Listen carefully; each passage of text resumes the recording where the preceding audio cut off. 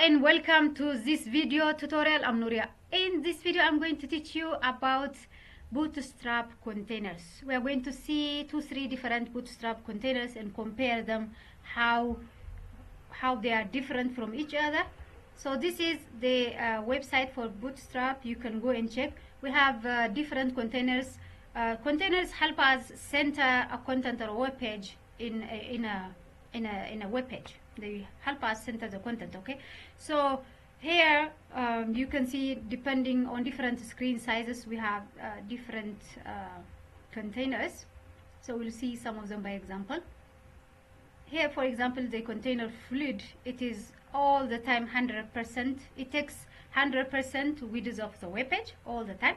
And on the contrary, if you see this one, the container, this one, or this container SM, they are 100% only for screen size less than, on a small screen, that's on phones, less than 576 pixels, extra small, only on those it becomes 100%.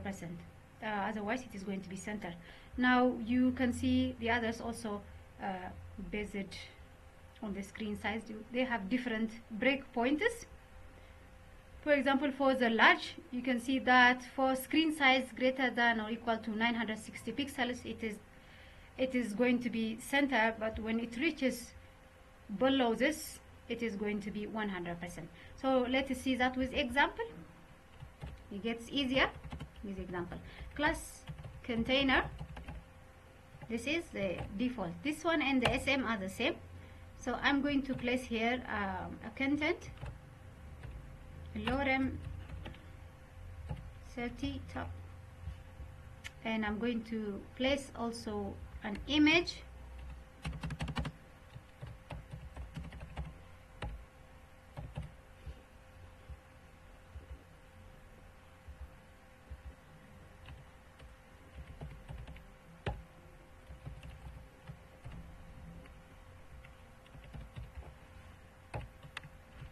All right.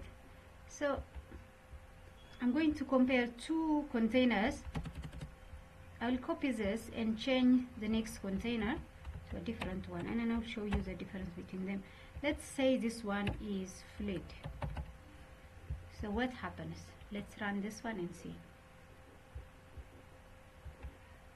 Now, as you can see, the first container, which is for small screen, it is starting centered, but this one is taking the whole width. So the fluid container, now as I start to resize this one, when it is in a smallest screen, which is less than 576 pixels, you can see all of them are taking the full width, or 100%. Now if I start resizing this one, you can see the change. While the lower one remains the same, always taking 100% width of the web page, the other one, on depending on the breakpoints, it changes. Now you can see it goes to center until it reaches the breakpoint. When it has reached the breakpoint, it has taken the full width, the top one. But for anything above the breakpoint, it is always centered. So you have seen the difference, that this one always takes full width. Okay, now let's compare this with a large screen. What happens?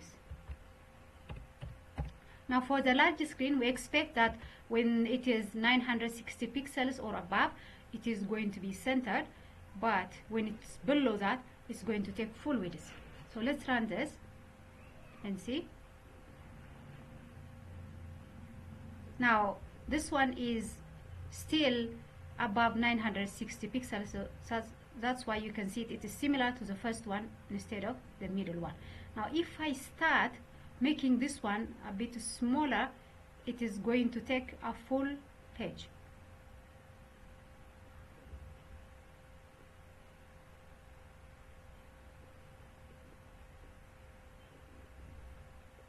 Now you can see this is a breakpoint.